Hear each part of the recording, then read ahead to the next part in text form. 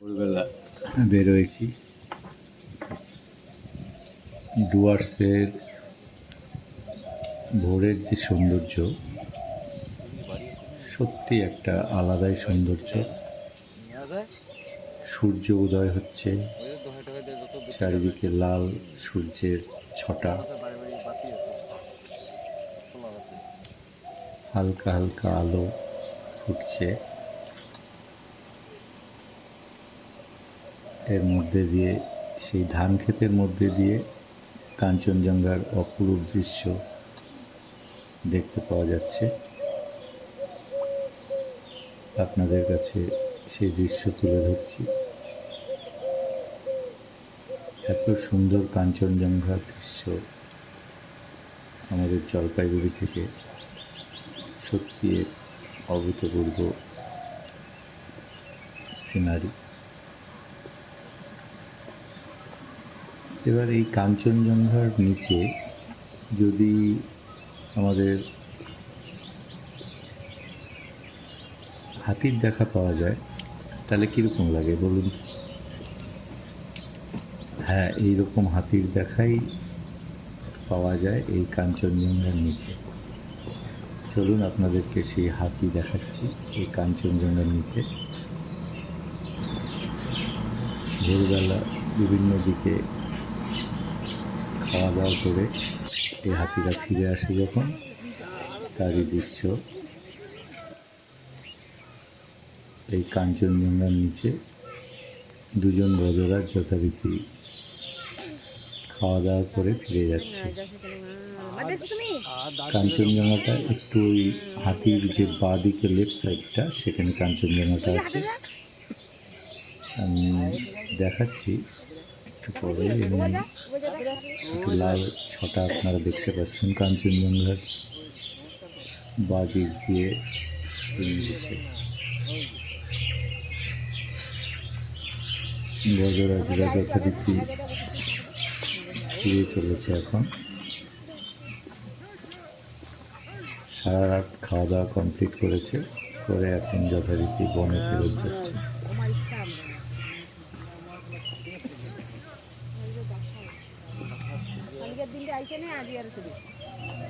খুব সুন্দর দৃশ্য।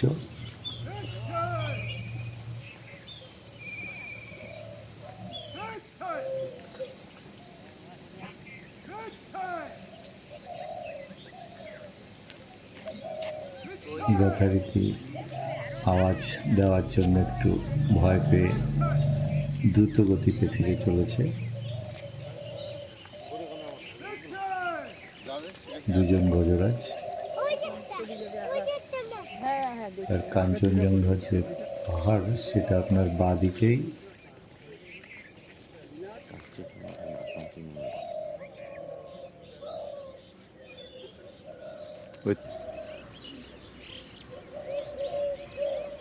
ধানগুলো আছে মনে হয়। কাঞ্চনজঙ্ঘা পাহাড় খুব সুন্দরভাবে দেখা যাচ্ছে, আর তার নিচে হচ্ছে এই যে হাতি। সব কিছু একসাথে। এবার জুম আউট করে আবার দেখাচ্ছি আপনাদেরকে। এই আবার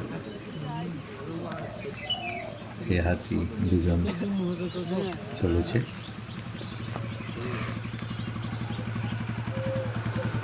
ডুয়ার্সের ভোরের দৃশ্য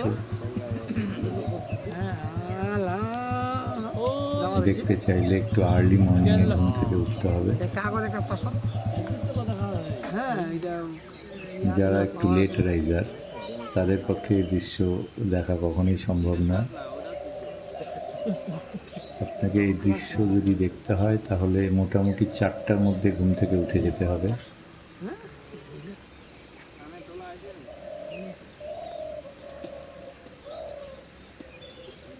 এরা কাউকে কোনো ডিস্টার্ব করে না, নিজের মতো আপন গতিতে নিজেরা চলে এবং নিজেদের জীবন অতিবাহিত করে। কেউ যদি এদের ডিস্টার্ব না করে তাহলে এরা সাধারণত কাউকে কোনোভাবে ক্ষতিগ্রস্ত করতে চায় না। কিন্তু খাওয়াটা তো এদের নর্মাল ব্যাপার, সেক্ষেত্রে কারোর ক্ষেত্রে ধান হয়তো খেয়ে ফেলে, সেক্ষেত্রে আপনারা ভাবতে পারেন যে এটা তো ক্ষতি হয়ে যাচ্ছে, কিন্তু এটাকে দোষ দেওয়া যাবে না, কেননা খাবারের ব্যাপারে সবাই সচেতন, খাবার না খেলে কি করে বাঁচবে। যাই হোক, খুব সুন্দর একটা দৃশ্য, ডুয়ার্সের সেই ভোরের দৃশ্য সুন্দরভাবে গজরাজ এখান দিয়ে এগিয়ে চলেছে।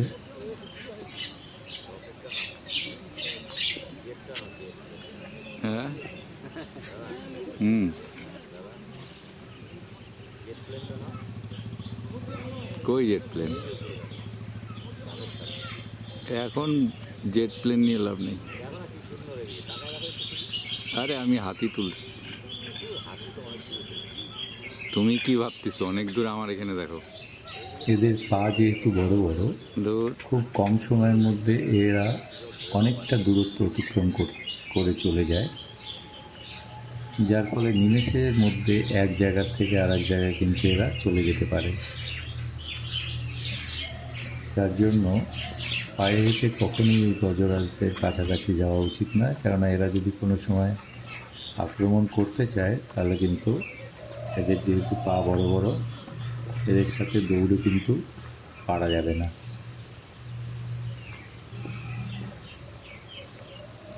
দূরে দেখতে পাওয়া যাচ্ছে গজরাজের ডান দিক দিয়ে কেউ সাইকেল নিয়ে যাচ্ছে, সেটা হয়তো আরও দূরে আছে। একই জায়গায় সহাবস্থান বিভিন্ন গ্রামের লোকজন এবং এই গজরাজরা পাশাপাশি বসবাস করে। সাধারণত উঠাও না, ডিস্টার্ব না তুমি কি করলে কেউ করতেছো কারোর তাহলে? ক্ষতি করতে চায় না।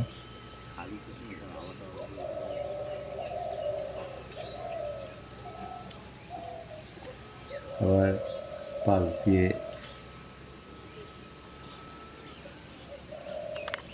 আকাশে একটা রকেটের মতো কিছু উত্থান হলো দেখতে পাওয়া যাচ্ছে। এই রকেটের সিনটা আপনাদেরকে একটু দেখাচ্ছি। এই যে একটা সরু রেখা দিয়ে রকেটের মতো কিছু আকাশে নিক্ষেপ করা হয়েছে, বা এটা জেট বিমানও হতে পারে। মোটামুটি